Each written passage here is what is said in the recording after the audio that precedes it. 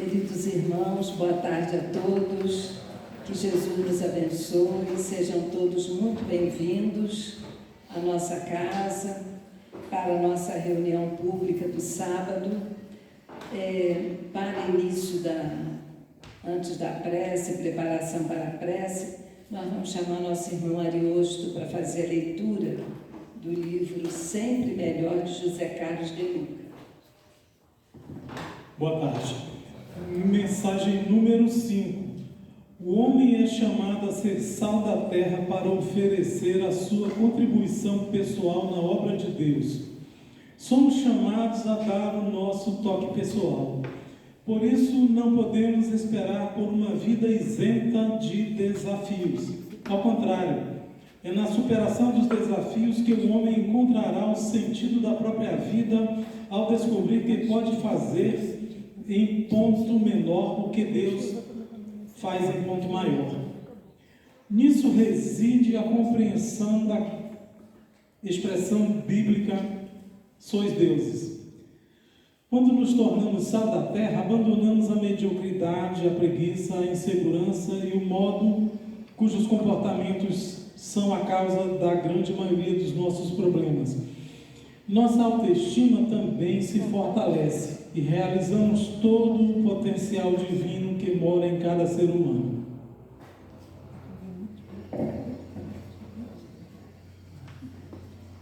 Então vamos aproveitar a vibração da página, os ensinamentos, e vamos orar, agradecendo a Deus, nosso Pai, por aqui estarmos, por termos escolhido estar aqui, onde vamos beber na fonte da doutrina espírita, essa fonte inesgotável de ensinamentos, de paz e de amor. Rogamos, Senhor, a inspiração para o nosso irmão Márcio e que nós possamos aprender e ter a humildade, Senhor, de reconhecer as nossas dificuldades para melhorarmos, Senhor, e darmos o exemplo lá fora daquilo que vamos aprender aqui dentro. Que a Tua paz possa envolver todos os necessitados, Jesus, onde quer que estejam, os nossos irmãos, encarnados e desencarnados em sofrimento, pelas mães nas maternidades, pelos enfermos nos lares ou nos hospitais, pelos nomes que aqui se encontram na nossa cesta de pedidos, que todos, Senhor, possam ser alcançados pela equipe espiritual desta casa. E assim, agradecendo uma vez mais, nós, Senhor, pedimos licença para iniciarmos a nossa reunião desta tarde. Que assim seja. Nós, então, vamos hoje contar com a presença do nosso irmão Márcio Mendes, que é o diretor do setor de assuntos doutrinários das reuniões públicas. E ele vai fazer a palestra sobre o nosso Kaiba-Shutra, né? Vivi, vivo e viverei, o grande espírita da nossa pátria. Embora o nome dele seja um nome meio complicado, ele é brasileiro e é carioca. Nasceu no Rio de Janeiro. Mas vamos aprender hoje sobre Kaiba-Shutra. Com a palavra do nosso irmão. Obrigado. Bem, vamos lá. Boa tarde. Prazer estar aqui novamente no sábado com vocês. Isaura comentou, nós vamos hoje falar um pouquinho da vida de Kaiba. E é interessante como a leitura da página inicial, né, já estava falando da contribuição que cada um pode, né, dar enquanto aqui estivermos encarnados. E eu sempre gosto muito de trazer temas relacionados a pessoas como Kaiba, entre outros e muitos, que foram importantíssimos para que hoje nós estivéssemos aqui fazendo uma palestra com a porta aberta, né? Com espaço que qualquer pessoa, né? Qualquer criatura pode chegar, pode subir, pode participar. Então, essas pessoas, não só o Caibar, mas muitas outras pessoas foram importantíssimas para que isso acontecesse. Caibar teve no movimento espírita, ele teve uma participação muito importante no movimento espírita em São Paulo, mas, na verdade, ele se tornou uma criatura do mundo. Não só do movimento espírita do Brasil, mas do mundo. E a vida de Caibar, como Isaura falou, carioca, é interessante porque, como eu falei, a leitura estava falando, cada um dá a sua colaboração, né, dá da melhor forma possível, colaborar não só com a doutrina espírita, mas com o movimento espírita. E Caibar era um homem comum, como nós somos. A gente... É interessante que quando eu comecei a ler sobre Caibar, eu falei assim, e a gente às vezes se coloca, né? Não, mas quem sou eu para assumir um compromisso na casa espírita? Quem sou eu para assumir uma tarefa de caridade, seja ela qual for? Quem sou eu? Porque a gente às vezes sempre procura enxergar o que nós temos de pior, né? O lado negativo, eu ainda sou assim, eu não posso fazer aquilo. Caibar era um homem comum. É interessante quando a gente faz aí uma leitura da vida dessa pessoa, de ver que ele passou por momentos assim, que muitos aqui provavelmente passaram. E essa frase dele, que é a frase que inclusive está na lápide, né, onde ele foi sepultado, vivi, vivo e viverei, ela tem muito a ver com o que foi Caibar, né? Então, como Isaura falou, vamos não só fazer aqui uma análise da vida dele, né? Falar um pouquinho da vida dele, mas tentar trazer para vocês o que esse homem passou para conseguir levar para o interior de São Paulo a doutrina espírita. Tanto que ele é conhecido, né? Esse livro aqui é muito interessante falar da vida dele, O Bandeirante do Espiritismo. E já saiu agora no YouTube um vídeo que fala também da vida dele, que é Vivi, Vivo e Viverei, que é o tema. Também eu recomendo a vocês, quem tiver interesse em conhecer um pouco mais, eu vou aqui de uma forma muito superficial falar da vida dele, mas é muito interessante, porque aqueles que estão à frente do movimento espírita, e como bate às vezes desânimo, né, Isaura? Como às vezes a gente fica desanimado com as coisas que acontecem, o movimento espírita ele é feito por pessoas, e pessoas que pensam diferente, às vezes a gente entra no embate, ou a gente tem algum tipo de alguns momentos em que a gente fica na dúvida se vale a pena seguir em frente. E Caibar passou por tudo isso, e muito mais, numa época em que ser espírita era muito difícil. A gente sabe aqui que o movimento espírita enfrentou as pessoas que já estão à frente do movimento espírita, que o espírita, há alguns anos atrás, né, era fichado na polícia. E Caibar passou por momentos dificílimos na sua vida, quando ele realmente assumiu, né, esse compromisso com a doutrina. E a gente às vezes lê um livro, quem é o autor? Caibar, mas a gente não sabe quem foi Caibar. O livro, eu adorei esse livro que Caibar escreveu, mas quem foi Caibar? Qual foi a trajetória de Caibar? Ele foi um homem comum? Então vamos falar um pouquinho dele, né? Como a Isaura falou, Caibar de Souza Schutter nasceu na cidade do Rio de Janeiro em 22 de setembro de 1868. Filho de Antero de Souza Schutter e Rita Tavares Schutter. Então ele nasceu numa época que o Rio se tornou uma referência nacional, era considerada a capital do país, capital cultural, tudo, né? Assim, as pessoas sempre falavam na moda, se tem que acontecer alguma coisa no mundo, que aconteça em Paris, né? Que seja lançado em Paris. O Rio de Janeiro representava nessa época aqui no Brasil tudo aquilo que tinha de cultural, de melhor, né? Caibar justamente nasceu nessa época, né, em setembro de 1868. Mas, como a vida não é fácil, em 24 de abril, né, do ano de 1878, ele tinha 10 anos de idade e o pai dele desencarnou, né? E ele tendo seu irmão Antero nascido no mesmo ano da morte do pai, em 12 de setembro. E poucos dias depois perdeu a mãe. Então ele perdeu o pai e perdeu a mãe assim numa sequência muito rápida. E a mãe justamente morreu por causa de febre puerperal, no nascimento do seu irmão. Com a morte da mãe, ele, né, juntamente com esse irmão, foi viver com o avô paterno, o Dr. Henrique Schutter, no Rio de Janeiro. Seu irmão Antero veio apenas 4 anos de idade. Então a gente já começa a ver o drama da vida de um menino de 10 anos, que em poucos dias, em poucos meses, perdeu o pai e logo em seguida perdeu a mãe no nascimento do irmão. E perdeu o irmão, perdeu entre aspas, né? O irmão desencarnou com 4 anos de idade. E aí ele foi morar com um avô, que é o Dr. Henrique Schutter, uma figura conhecida no Rio de Janeiro. Era uma pessoa de muita influência, mas um homem muito justo, mas também muito rigoroso. Ele tinha uma visão muito rigorosa acerca do comportamento do neto.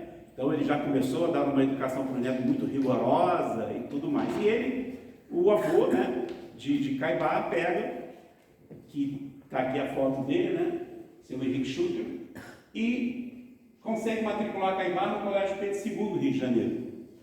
Porque também era um colégio que tinha um rigor muito forte na educação dos meninos. Então, ele coloca o neto para estudar no colégio conhecido, no famoso Colégio Pedro II. O Caibá, com 10 anos, depois, né, vai chegando à adolescência. Quem foi Caibá, né, nesse período? E é muito interessante que a gente lê no livro, como também nesse vídeo que eu falei com vocês, que ele era uma criança normal. Pelo contrário, ele era até muito arteiro. Ele, que a gente chama de, ele fazia muitas peraltices. Esse vídeo são pessoas da família de Caibá que contam que a avó, as pessoas que já até desencarnaram, né, falavam que ele tinha o hábito de no meio da aula, colocar bigodinho de papel nele mesmo. Colocava nele para ficar fazendo careta para os outros alunos, para desconcentrar os alunos. Barbinha de papel, colocava rabinho nas crianças, aquela coisa que quem aqui já não fez, né? Aquelas brincadeiras de escola. Então ele era um garoto peralta, uma criança normal que provavelmente alguns iam falar assim, mas esse menino não vai dar em nada. Olha essa criatura, vamos botar na evangelização que essa criança não vai dar em nada. Ele está fazendo careta para o professor, ele debocha dos coleguinhas, ele era muito peralta, ele era uma criança muito peralta. Inclusive o avô, que era um homem rigoroso, foi chamado várias vezes na escola por causa das suas peraltices, né? As peraltices de Caibá, ainda jovem. E aí com 17 anos, né, o Rio de Janeiro fervia, né? Como eu falei, o Rio de Janeiro fervia, era uma cidade em que tudo acontecia. Com 17 anos ele resolveu abandonar os estudos, porque o avô vivia na escola, sendo chamado na escola por causa das peraltices de Caibá. E olha que ele já estava com 17 anos de idade, ele resolve abandonar tudo, né, e trabalhar como prático numa farmácia na rua 1º de Março, na cidade do Rio de Janeiro. Então ele iniciou como prático. Isso vai influenciar muito na vida de Caibá, a questão da farmácia, né? É muito interessante que a gente fala prático, né? Eu posso falar que eu sou de uma época, até porque o filho dele está aqui, em que eu me consultava com farmacêutico, né? O pai do Braulio está aqui presente, seu Zezinho da farmácia na Mosela, não sei se alguém aqui conheceu. Eu chegava, eu era pequenininho, minha mãe parava na farmácia do seu Zezinho e falava: seu Zezinho, meu filho está com febre, meu filho está... Então era muito comum nessa época as pessoas que acabavam se dedicando à prática da farmácia, o farmacêutico prático, de ser aquela referência no bairro, na rua. Então essa decisão de Caibá de ir para o ramo da farmácia foi muito importante na vida dele, né? Foi muito importante, porque isso vai influenciar lá na frente na conduta dele também, numa cidade em que ele resolveu adotar como sendo sua cidade, na prática da caridade, a questão da farmácia. Essa é uma foto de Caibá com 17 anos de idade. Com 17 anos, que é o mesmo período em que Caibá, né, se dedicava à farmácia, começou a trabalhar com farmácia, ele conheceu isso que eu estava falando antes, né? A gente sempre fica assim, não, na minha vida, eu sempre fui uma pessoa assim, eu já pratiquei isso, eu já fiz aquilo. A gente sempre se recorda de situações que talvez hoje nós não faríamos mais. Mas Caibá, assim como todos nós, teve uma vida normal. Nessa idade, despertou nele uma vontade enorme de ir para a vida boêmia. Eu quero o Rio de Janeiro fervendo, tudo acontece aqui, eu quero ir para a boemia. foi o que Caibá fez. Naquela idade, o Rio de Janeiro, né, chamava você para frequentar bares, frequentar boates e frequentar ruas em que a boemia falava, né, a vida boêmia falava de uma forma muito pulsante. E Caibá se envolveu aos 17 anos de idade nessa vida. O que aconteceu com Caibá? Talvez dentro de um propósito que a gente não compreenda, mas que a espiritualidade maior compreendido o propósito da vida desse homem, Caibá fica doente. Ele fica muito doente, com problemas pulmonares, com doenças gravíssimas, e ele começa a ficar muito fraco, e ele vai para um médico, e o médico fala, olha, não tem outra forma de você continuar vivo. Ou você para com essa vida boêmia, ou sua vida vai se encerrar muito cedo. Você tem que parar, não tem mais como você seguir, né? E Caibá, naquele momento, talvez esperado, né, provavelmente esperado por algum espírito que lhe amava muito, lhe dá uma ideia. E o que Caibá faz? Caibá pega um mapa. Olha só, gente, ele pega um mapa. Para onde que eu vou? Eu não posso ficar no Rio. Rio de Janeiro é uma tentação. Eu não vou ficar aqui, eu tenho que ir embora daqui. Ele abre um mapa. Olha para a cidade do Rio de Janeiro e dá uma olhada para ver o que tinha onde que esse trem vai me levar. E ele pensou, eu quero ir mais para o interior de São Paulo. E ele começou a seguir o mapa e ver aonde que aquele trem lhe levaria. É o que diz aqui, ó. Ele procura na rede ferroviária da cidade do Rio de Janeiro o lugar mais longe. Ele queria fugir do Rio de Janeiro. O lugar mais longe. E encontra no mapa a cidade de Piracicaba, tendo seguido depois para Araraquara. Trabalha primeiro como ajudante em uma farmácia, continua trabalhando na farmácia, e depois como vendedor de verduras. Então é engraçado esse fato na vida de Caibá, que ele abre um mapa e aponta onde que está me levando esse trem. E ele vai parar em Piracicaba, dessa forma. Essa foi a opção de Caibá, né, de sair do Rio de Janeiro, uma cidade que ele ficasse bem longe daquilo que lhe fazia, né, ferver a sua mente, que era o Rio de Janeiro. E aí, no Brasil, veio o surto da febre amarela. Olha a vida desse nosso querido Caibá, em Araraquara. Aí Caibá vai da cidade de Piracicaba e depois ele vai para uma vila chamada, era uma vila mesmo, Senhor Bom Jesus de Matão, em 1896. Isso fugindo da febre amarela, né? Onde ele se estabeleceu para trabalhar em uma farmácia na esquina que hoje é formada pela rua Rui Barbosa com a avenida 28 de agosto. Está tudo no livro. Essa farmácia, até está ali embaixo, não dá para ele, foi a primeira farmácia daquela rede Raio, farmácia Raio. Foi a primeira, foi essa farmácia em Bom Jesus de Matão, em que Caibá foi um daqueles que iniciou com essa farmácia, né, da farmácia Raio. Então ele se estabeleceu, né, nessa farmácia e começou a trabalhar, e depois também trabalhava com venda de verduras. Aí Matão, que era, como a gente falava, era um lugar pequeno, vira um município. E Caibá já começou a se destacar no local pela sua conduta. Assim, esse vídeo que eu falei dos parentes de Caibá, dizem que ele era um homem muito sério. Ele não era um homem sisudo, né? Aquela pessoa que fica... Ele era um homem que tinha uma vida normal, mas ele era uma pessoa muito séria, mas extremamente caridosa. Era um instinto natural de Caibá. E com esse jeito dele de ajudar as pessoas, de ser uma pessoa caridosa, ele se destacou nas cidades. Ele acabou se chamando a atenção em Matão, né, que era uma vila, e que se tornou um município. E aí, meio por aclamação, claro, uma eleição, mas mais por uma aclamação, ele foi eleito o primeiro vereador e logo depois prefeito da cidade de Matão. Que eles chamavam de intendente. Então, olha só, a vida política envolvida na vida de Caibá. Por quê ele foi político? Por que ele entrou nessa vida política? Porque as pessoas reconheciam nele uma característica tipo, eu quero alguém para me governar ou governar a minha cidade que tenha no seu coração o comportamento que Caibá tem. Foi o exemplo daquela conduta que ele já tinha como um homem que ainda não conhecia a doutrina espírita. E ele já tinha um comportamento que fez com que as pessoas enxergassem nele, quisessem que Caibar se tornasse, né, o primeiro prefeito de Matão. E aí Caibar, já morando em Matão, conhece uma senhora chamada Maria Elvira da Silva Chuto, Dona Mariquinha.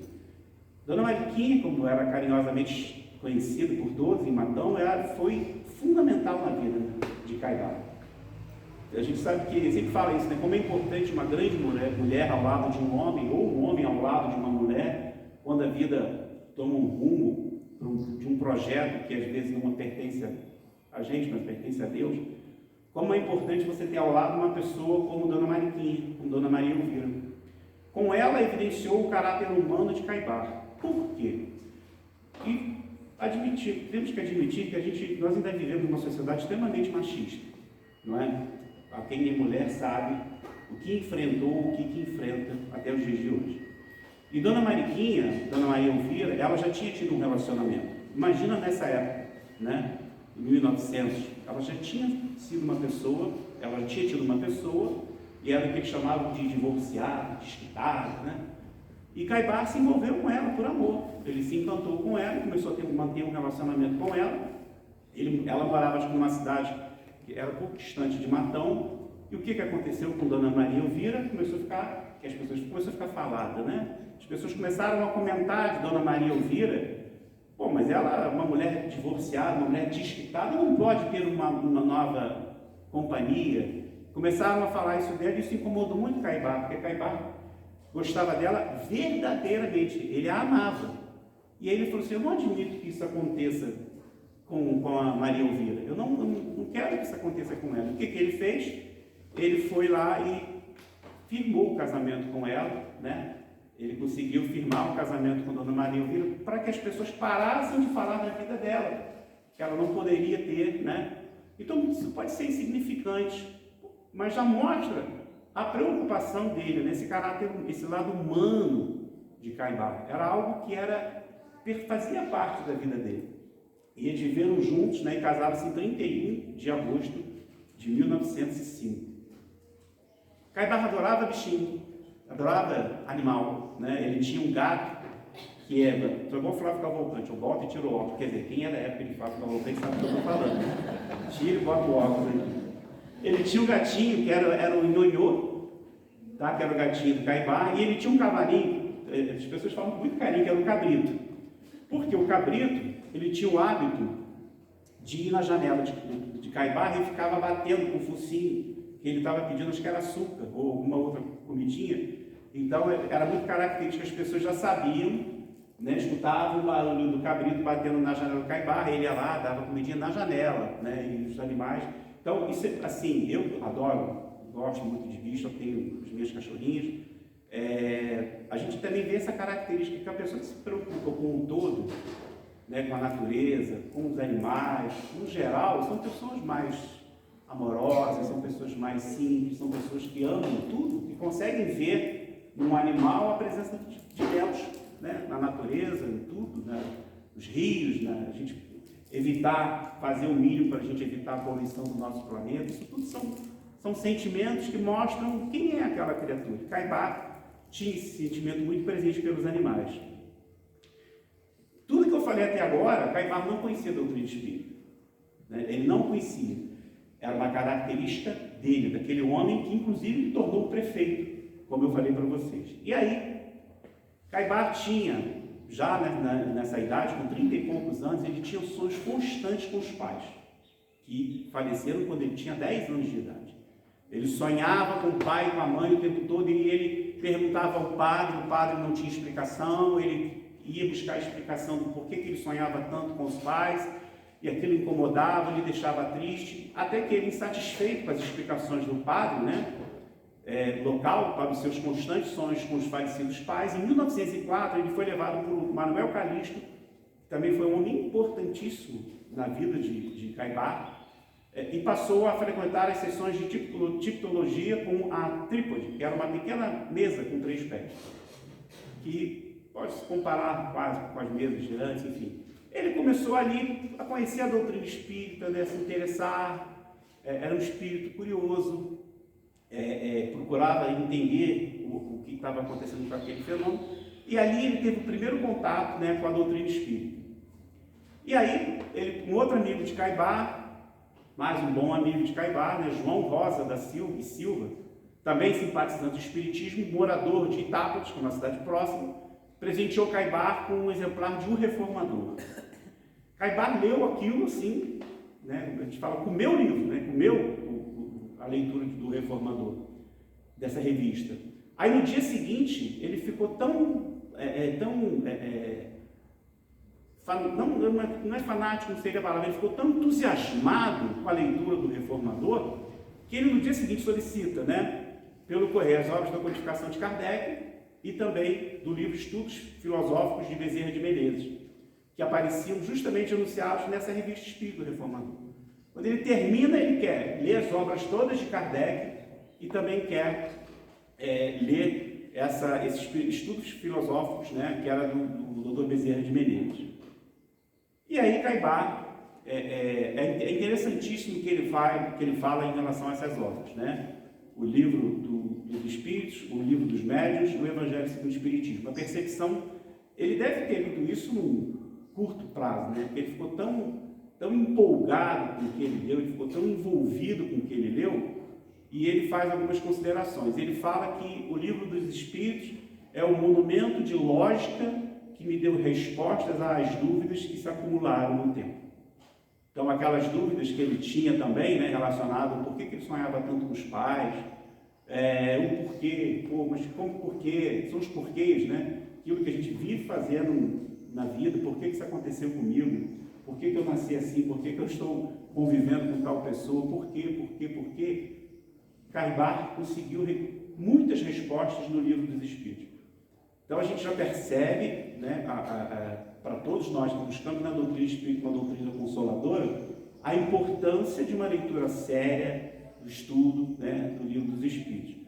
O livro dos Médiuns, ele fala o seguinte, que sanou as imperfeições do amadorismo das reuniões que ele assistia. Como eu falei, Caibar já começou a se envolver em algumas reuniões. E com a leitura do livro dos Médiuns, ele viu que muitas coisas não havia necessidade de serem feitas e que outras poderiam e deveriam ser melhoradas. Então, o livro dos Médiuns trouxe para ele, que estava se envolvendo, isso foi importantíssimo na sequência da vida dele, que estava se envolvendo numa reunião mediúnica, entender realmente o que se passava nos fenômenos. E o Evangelho, segundo o Espiritismo, que ele fala que tocou profundamente seu coração, para lhe tornar o pai dos pobres de Matão. Esse foi um outro título que Caibar recebeu, pai dos pobres de Matão. Então, o livro que nos instrui, que tira as nossas dúvidas, livro dos Espíritos, um livro que nos esclarece acerca do fenômeno mediúnico, dessa interação com o mundo espiritual, né? Livro dos Médiuns. E o Evangelho tem que ser o quê? Um livro de cabeceira. É um livro que todo mundo tem que ter na cabeceira da sua cama, do seu criado mudo. Tem que ter, gente. Tá difícil, abre o Evangelho, faz uma leitura antes de dormir. E tá muito ruim, lê de manhã também. O Evangelho é maravilhoso.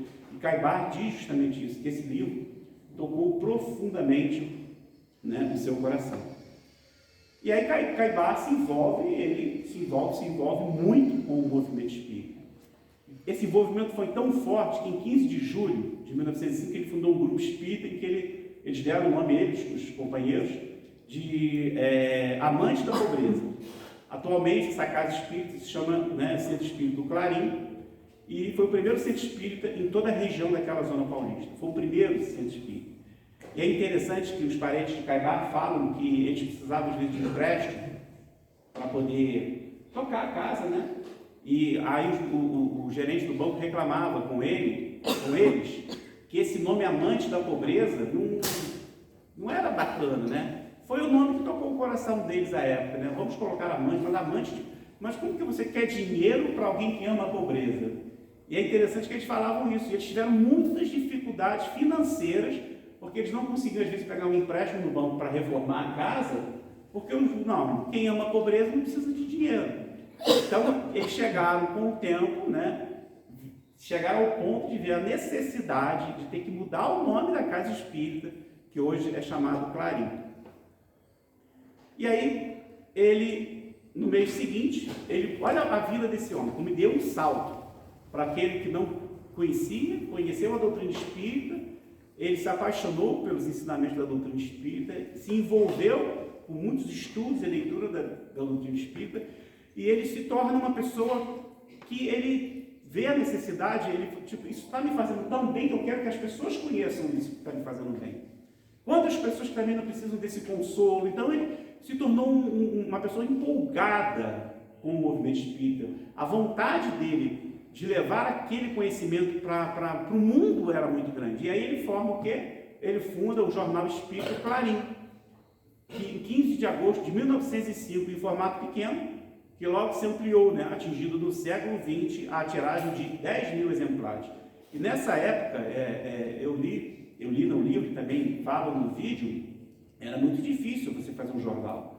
Você tinha que, a tinta era difícil, você conseguia imprimir, passava madrugada, ele e os companheiros trabalhavam nessa oficina do jornal Clarim, lá trabalhando de madrugada, para fazer às vezes 100 exemplares, 200 exemplares. Ele ia, né, de porta em porta para as pessoas, falando do que era o espiritismo. E é claro que isso incomodou muitas pessoas. Eu falei aqui no início, o que Caibar passou? Primeiro perdeu os pais, né? Teve uma infância difícil, ficou doente, a doença parece que serviu como um alerta para que ele seguisse um outro rumo, e ele seguiu. Aí ele conhece a doutrina espírita, tipo, resolvi, né, poxa, agora eu estou me sentindo uma pessoa mais completa com o conhecimento dessa doutrina. Só que não. Veja, nós estamos em 1905. Se hoje a gente ainda escuta, às vezes, algumas pessoas com algum tipo de preconceito em relação a quem se intitula, quem se diz espírito, imagina nessa época. E com ele não foi diferente. Nesse período manteve viva uma polêmica com o padre da cidade, que quase terminou em grande confusão, não fosse a intervenção de um advogado, aborrecido com o barulho provocado pelo clérigo e seus apoiadores. Eu entrei no Google Maps para ver onde que era a casa, né, do Caibar, por curiosidade, mas é muito interessante a gente ver lá a casa dele e tudo mais hoje, que hoje é um centro espírita, né? Tem o jornal Clarim e tudo mais, que permanecem lá, tipo um museu, né, do Caibar. E é interessante que esse padre, ele falava tanto mal do espiritismo e tanto mal de Caibar, que as pessoas da cidade de Matão foram proibidas, as pessoas não passavam na calçada da casa dele. Tinha pessoas que jogavam sal, jogavam coisas na calçada dele, porque o padre pedia por conta de um preconceito em relação ao que aquele homem pregava. E Caibar era um homem religioso, frequentava a igreja, e ele falava, padre, mas tem um episódio até muito interessante, que eles falam no vídeo, que esse padre, já muito irritado com Caibar, eu não sei se foi esse, eu acho que foi um outro padre, muito irritado com Caibar, era muito comum os homens naquela época andar armados, inclusive o padre. Como o nome da cidade diz Matão, lá haviam animais, e as pessoas andavam armadas, com medo de onça, enfim. E aí, esse padre botou a arma na cintura e foi falar com Caibar. Ele estava muito irritado com Caibar por causa do movimento do jornal Clarim e de uma revista que eu vou falar daqui a pouquinho. E aí, esse padre vai ao encontro de Caibar e ele leva um escorregão. Nisso que esse padre cai, o que acontece? A arma dispara e fere o próprio padre, acho que na mão. E Caibar vê aquilo, fica desesperado, pega nele, era farmacêutico. Senta aqui, padre, vamos. E aí, enfim, eles mantiveram, ele cuidou da ferida do padre, do tiro, e além de cuidar, a coisa se amenizou ali, a conversa tomou outro rumo, o padre ainda falou que estava muito irritado com ele, mas ele conseguiu contornar cuidando do padre, da ferida do padre, que levou aquele tiro, acho que foi na mão. Aí, por que Caibar, durante toda a sua trajetória de vida, ele recebeu esse título de pai do esporte? Em 1912, ele fundou um pequeno hospital de caridade. Como? Ninguém sabe. Porque ele não tinha recursos. Ele conseguiu um terreno, aí foram fazendo lá uma obra, fizeram um mutirão, fizeram uma obra e conseguiram construir um hospital que atendia as pessoas de forma gratuita. E aí envolvendo outros profissionais da área de saúde e tudo mais. Claro que, infelizmente, eu até li que esse hospital que ele montou de caridade depois não conseguiu dar sequência, Parece que o governo do estado aí assumiu, e esse hospital parece que existe até hoje. Não é um hospital espírita como era a época, mas foi fundado por Caibá. Em 1914, ele começou a visitar os presos na cadeia pública de Matão, onde era chamado sempre que algum detento era cometido por surto psicótico. Ele era chamado direto para visitar o presídio. Os prisioneiros tinham, os detentos tinham esse surto, né, muitos com surto psicótico. Alguns, né, falavam que, na verdade, aquilo era uma demonstração, um tipo de demonstração demoníaca. Ninguém queria ir, as pessoas tinham medo. E, na verdade, Caibá, com a leitura, com o conhecimento da doutrina espírita, ele sabia que por trás daquela criatura em surto tinha algo muito maior. E ele é voluntário, e as pessoas chamavam. O policial chamava de olha, Caibá, vem aqui porque tem alguém em surto. E ele ia em prece, fazia prece, aplicava passe, fazia uma leitura de uma página, como nós fizemos, e assim ele foi, né, fazendo essas visitas dos presídios. Praticava a caridade, doando remédios a todos os que necessitavam em sua farmácia. Caibá se torna farmacêutico, a farmácia dele se torna uma farmácia muito procurada, e aquelas pessoas que tinham condição de comprar remédio, compravam, quem não tinha, ele dava. Foi a vida dele.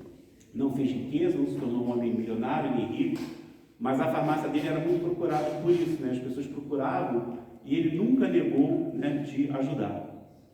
Visitava pessoas doentes e necessitadas. Tem uma história muito interessante do travesseiro da senhora doente, porque ele chegou a visitar uma senhora que estava muito doente, aí levou uma palavra, né? Conversou muito com ela, foi lá, fez um carinho. Ele era uma pessoa, apesar de que não foi uma pessoa mais sisuda, mais fechada, mas ele era uma pessoa extremamente carinhosa. E acho que alguém que estava na casa convidou ele, falou, estou com muita sede, mas vem cá tomar uma água. E ele, muito observador, viu que ela não tinha nada dentro de casa para comer, nada. Ela não tinha um arroz, um feijão, algo para fazer um café. E ele ficou aquilo doeu dentro dele, ele tinha o dinheiro no bolso. Só que a sensibilidade de Caibá era tão grande que ele não queria que ela se sentisse de repente constrangida pela entrega do dinheiro. O que Caibá faz? Ele finge que vai dar um abraço nela, chega perto da cama, ele pega o dinheiro e enfia embaixo do travesseiro daquela senhora e vai embora. Caridade sem ostentação, né? Caridade sincera. Aquela senhora, talvez, depois, com o tempo que as pessoas foram desconhecer essa história, que descobriram essa história, isso se tornou público e as pessoas foi Caibá. Mas até isso foi muito depois do desencarne dele. Então, imagina, essa senhora deve ter falado que era um milagre, né? Eu levantei meu travesseiro e tem dinheiro aqui debaixo do meu travesseiro. Quem foi? Foi Caibá, com a sua simplicidade, com o seu jeito. Tem uma história também muito interessante do obsedado do trem. Chamaram Caibá, que tinha um homem, de um surto, em que ele estava inclusive ameaçando as pessoas, a vida, ele queria tirar a própria vida e queria tirar a vida das pessoas num trem, num surto muito profundo. Foi muito difícil Caibá, né, conseguir acalmar aquele jovem, era um jovem. Mas o que Caibá, por conta do conhecimento da doutrina espírita, do livro dos médicos e tudo mais, ele não viu ali um surto psicótico, ele viu na verdade um processo obsessivo muito grande para aquele homem. Mas ele conseguiu, com muita dificuldade, ele conseguiu acalmá-lo, conversou com ele, orientou, acalmou aquele jovem, deu carinho, deu amor, né? Abraçou e conseguiu retirar ele do trem que estava ameaçando a própria vida e a vida das pessoas que ele estava. Isso também chama muita atenção, né, na trajetória de Caibá, essa história do obsedado do trem. E Caibá também já tinha feito hospital, vou fazer uma ambulância. O que ele faz? Ele pega uma carroça e transforma uma carroça numa ambulância. E era talvez a única ambulância da cidade nessa época. E ele ia buscar as pessoas. Dona fulana tem que ir para o hospital, tem que ir para... Ele ia buscar com carroça. Ele ia para a carroça, conduzindo a carroça, e levava, né? E é conhecida, tem até uma foto dessa carrocinha, dessa carroça de Caibá.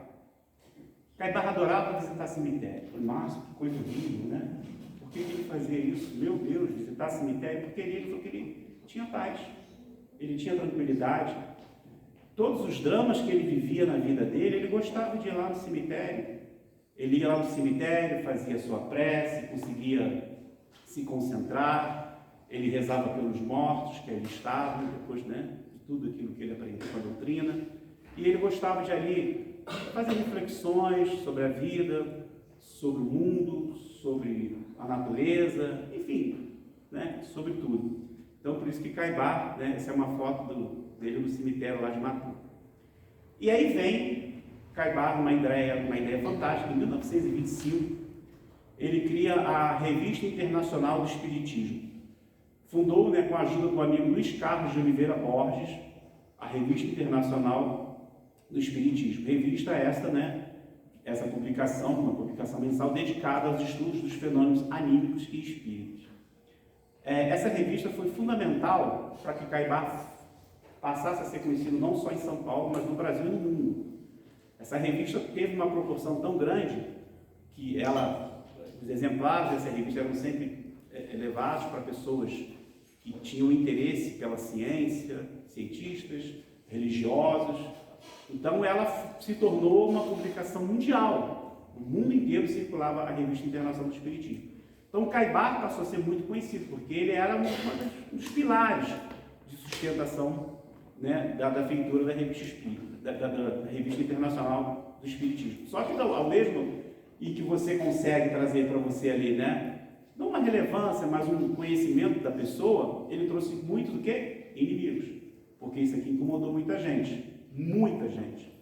Eu sempre escuto das pessoas que já estão há mais tempo na doutrina, aquilo que eu falei no início, que era muito difícil você falar que era espírita, porque você era fichado na polícia. Para você conseguir construir uma casa como essa daqui, imagina, né, Isaura, o que as pessoas não passaram para levantar essas paredes. Eu me lembro que tinha um movimento espírita, não sei se era, acho que era aqui não, né, alguns no carnaval faziam barraquinhas, né, para vender coisas no carnaval, para arrecadar dinheiro, para poder subir aqui com as paredes. E com Caibá não foi diferente. Para ele conseguir construir os centros e construir tudo isso, foi muito, muito difícil, né? Foi muito difícil. E com o lançamento da Revista Internacional do Espiritismo, ele ganhou um destaque mundial, como eu falei, mas ao mesmo tempo ele teve muitos opositores em relação a ele. Por conta da publicação dessa revista, Caibá e a doutrina foram alvos de protestos que chegaram até o presidente Getúlio Vargas. Olha só a projeção. Eles queriam que sancionasse uma lei que acabasse com as casas espíritas no Brasil. Isso aconteceu, gente. Essa lei, ela existiu, tá? Ela aconteceu mesmo. Essa lei chegou no presidente da época, Getúlio Vargas, para acabar com as casas espíritas no país.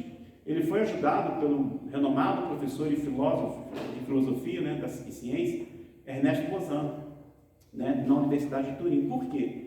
Essa revista internacional espírita, ela ganhou uma proporção tal que Bozano já o conhecia, o admirava, se encantou com a revista que foi criada por Caibá e por seus companheiros, e ele, como é um homem de muita influência, uma influência mundial, teve que fazer contato com as autoridades brasileiras para que essa lei não fosse sancionada, para que realmente não entrasse em vigor uma lei que ia proibir a existência de casas espíritas. Você vê como ele incomodou esse grupo de pessoas que não conseguiam ver na doutrina espírita algo saudável, enfim, talvez estivessem perdendo fiéis. Incomodou demais, né? Caibá viveu enquanto espírita e como exemplo de espírita, como exemplo de homem caridoso, bondoso. Ele teve uma perseguição que, quando a gente começa a ler a biografia dele, foi muito grande. A gente às vezes vê na nossa vida, né, dificuldades que a gente tem para às vezes, como eu falei no início, assumir uma tarefa, tudo é empecilho, tudo me incomoda, tudo eu não consigo, não vou hoje porque o carro hoje está quente, o ar-condicionado não está funcionando. Gente, esse homem, ele passou situações, eu não falei da questão do tiro, né, que o padre foi com a arma, dizem que ele não foi armado por causa de Caibá, né, mas... e outras situações, falei da questão da calçada, que as pessoas não podiam passar na calçada, ele era xingado no meio da rua, enfim, ele passou por todas as provações.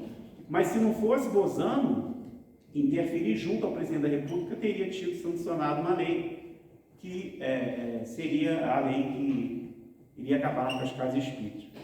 E aí ele pega uma curta enfermidade, já, né, aos 70 anos de idade, ele falece vítima de um aneurisma cerebral às 16h15 de 30 de janeiro de 38. Foi por isso, 70 anos, né? 88 anos de seu desencarne.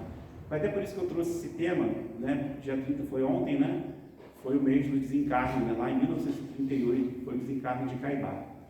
E aí Caibá, um homem com a dedicação dele, aos 70 anos, né, desencarna, e no dia do seu funeral, tirar aqui o óculos, no dia do seu funeral, no dia do funeral dele, tinha um médium chamado Urbano de Assis Xavier, recebeu uma psicografia de Caibá no dia. Quem daqui que talvez tenha essa condição de, no dia do seu desencarne, para a gente ver a trajetória desse homem ao longo desses 70 anos. E aquilo que eu falei, ele era um homem normal, foi uma criança peralta, foi um jovem que se envolveu com a vida boêmia, né? Um homem que teve momentos de muita desilusão, de perseguição, mas ele, no dia do seu desencarne, ele consegue psicografar uma carta através do médium, né? O médium consegue um plano, em que ele pedia algumas o principal, né? Que ele não queria nenhuma cerimônia, ele queria algo muito simples, que ele fosse, o enterro dele fosse feito de uma forma muito simples, e aí isso foi feito, né? Por conta do pedido de Caibá. O túmulo dele é um túmulo muito simples. Quem vai em Matão, as fotos que eu vi e tudo mais, e por isso que tem essa placa, né? Porque na própria psicografia ele fala: vivi, né? Acabei de desencarnar, vivi, vivo, ou seja, eu permaneço vivo e viverei, porque sou, né, imortal. Então a gente vê o que foi a vida desse homem, né? Ele, um homem que se dedicou àquilo que ele acreditava, procurou conhecer aquilo que ele acreditava e dar uma declaração em espírito: eu vivi, mas eu ainda estou vivo. E como isso é consolador para quem acredita na doutrina espírita, para aqueles que sentem saudade daqueles que partiram, né? Isso é o romper com a morte, romper com o fim. E Caibá foi responsável também por isso.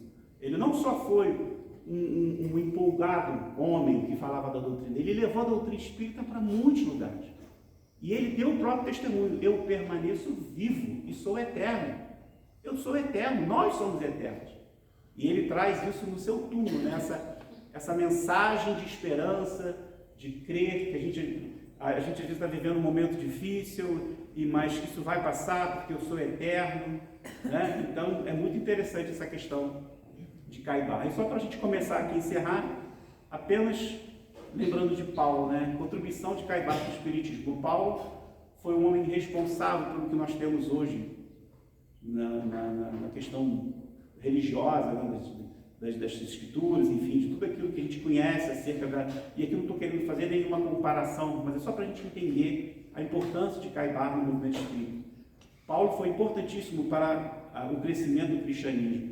Kardec, não precisa nem falar, né? Kardec, temos que render graças, agradecer a ele pela coragem, por ter trago essa doutrina maravilhosa. Ele pegou tudo aquilo que Jesus nos trouxe e de uma forma muito lógica apresenta essa doutrina que o próprio Caibá conheceu e se encantou. E Caibá, por que ele é conhecido como o bandeirante do Espiritismo? Porque ele foi o homem, a gente lembra aquela figura do bandeirante, né, que entrava pelas matas para conhecer novos lugares, levar novas civilizações, novas culturas. Caibá foi esse, ele se embranhou na mata do mundo. O interesse dele, ele ficou tão encantado com a doutrina, que o interesse dele era levar essa doutrina para todos aqueles que precisavam. Essas são algumas das obras, né? Quem tiver interesse em conhecer, eu, por exemplo, recomendo muito essas duas aqui, ó.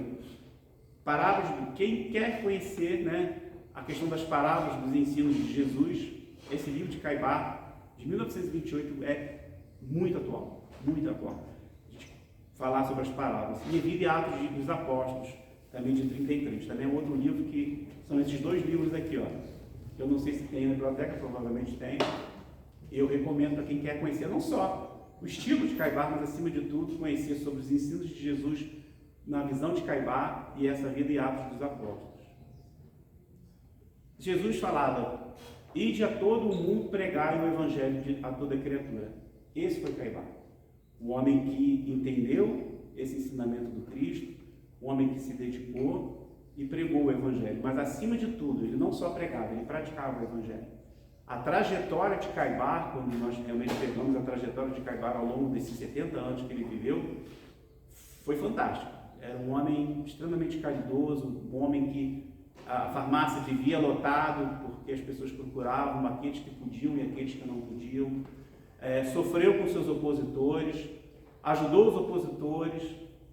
Foi um homem que verdadeiramente viveu a doutrina espírita. Trouxe essa literatura, como eu mostrei agora aqui, maravilhosa, mas acima de tudo ele viveu a doutrina espírita. Então, a gente às vezes, eu acho interessante, voltando lá no que eu falei no início, a gente às vezes, é importante a gente conhecer essas figuras da doutrina espírita, porque a gente percebe que todos nós podemos nos tornar um Caibar. Talvez não na proporção dele, mas dentro daquilo que a gente se propõe, a gente pode conseguir ser útil dentro do movimento espírita. A casa, como eu falei, a casa hoje estamos aqui com a porta aberta, graças a pessoas como Caibar. E nós temos a facilidade de hoje poder receber pessoas aqui, poder acolher no atendimento fraterno, através do trabalho do passe, de uma reunião pública que nós estamos aqui, tendo essa conversa, por causa de pessoas como ele. Mas nós também podemos ir além, nós podemos fazer muito mais. Nós podemos perguntar o que eu posso fazer para me tornar uma pessoa útil para um movimento de amor, que é o movimento espírita. Por isso que ele é conhecido, como eu falei para vocês, ele é muito conhecido no movimento paulista, principalmente no movimento espírita, como bandeirante do espiritismo. Ele tem lá na praça, em Matão, tem lá a figura, como você ir em Matão e não conhecer o centro, se tornou um local público, o centro espírita lá do Clarim, que é o centro espírita de Matão, que foi criado por Caibar e seus companheiros da época, hoje algo as pessoas vão, independente da religião, querem conhecer. Ele tem lá o seu busto na praça, é uma figura extremamente conhecida e hoje amada por todos, porque inclusive pessoas da própria, os padres e tudo mais, reconhecem em Caibar um exemplo de vida. Tem uma entrevista que eu vi de um padre que fala da figura que foi Caibar, da importância de Caibar para Matão e para toda a região, porque ele se tornou uma referência do que é ser cristão. Não é ser espírita, ser católico, é ser cristão. O Caibar foi um homem que verdadeiramente viveu o Cristo. Então, por isso que essa frase dele é tão importante para que a gente possa refletir. Ele viveu, ele vive, ou seja, ele permanece vivo e viverá como pessoa imortal. Nós somos imortais. Tem uma literatura, eu até tentei pesquisar, que alguém comenta nesse vídeo, que Caibar parece que hoje ele é um espírito, que ele é responsável por uma colônia espiritual ao lado de Irmã Sheila. Eles são os responsáveis por receber espíritos desencarnados numa colônia. Eu vou até tentar, eu tentei pesquisar aqui, mas não consegui, mas eu acho que, se eu não me engano, está na obra do Chico, daquela série de André Luiz, que fala dessa colônia de Caibar ao lado de Irmã Sheila, cuidando de todos nós. Tá bom? Alvorada Nova. Alvorada Nova, tá vendo? É o nome da colônia, É o nome da colônia. Tá vendo como é bom o auxílio, gente? Obrigado, muito obrigado. Alvorada Nova. Quem sabe nós um dia podemos chegar lá também, Que a gente possa chegar em Alvorada Nova e ser recebido por Irmã Sheila e Caibar. Obrigado. Gente, muito obrigado. Até a próxima oportunidade aqui com vocês. Tchau, tchau.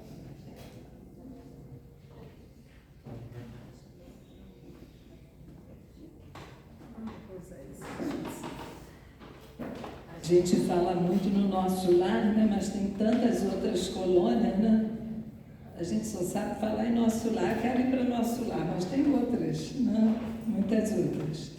Obrigada, Márcio, excelente palestra, é muito bom a gente conhecer esses exemplos, Porque para ver que nós podemos fazer igual, Achamos que essas pessoas vêm assim, iluminadas, são pessoas que se esforçaram. Então agora nós vamos passar para a nossa prece final. Nós vamos convidar a nossa irmã Nancy, nós vamos levar o microfone lá para a Nancy fazer a prece final. Após a prece, eu vou dar alguns avisos e depois então passamos ao passe. Deus, Pai de amor e bondade, Jesus, nosso amigo maior, temos tanto que agradecer por aqui estarmos nesta tarde, ouvindo pelo Márcio, essa palestra tão importante para a nossa reflexão. Esses irmãos que tanto exemplo maravilhoso, mostrando-nos que tudo pode aquele que crê e que vai em busca daquele trabalho digno e nobre, em busca da perfeição interior, trabalhando, amando e servindo, porque esse foi o legado do Mestre. Amor, bondade, caridade, tudo é possível. E assim, Jesus, nesse instante, ao finalizarmos essa reunião da tarde, esse assunto tão importante para a nossa reflexão, que possamos, Jesus amado, sempre te buscarmos e te encontrarmos naquele ombro que oferecemos àquele irmão que tanto precisa do nosso ombro amigo.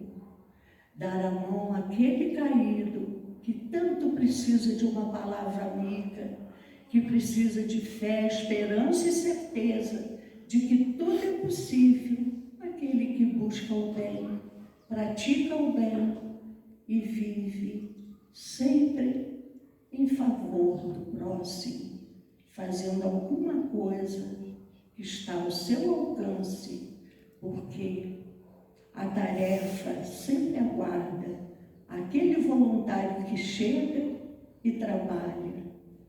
E assim, Jesus, agradecidos, Senhor, encerramos a nossa reunião dessa tarde, levando em nossos corações a Tua paz, o Teu amor que nunca nos falta, e possamos Te encontrar, Mestre, na nossa busca diária, que possamos hoje nos esforçarmos para sermos melhores que ontem, e amanhã melhores que hoje.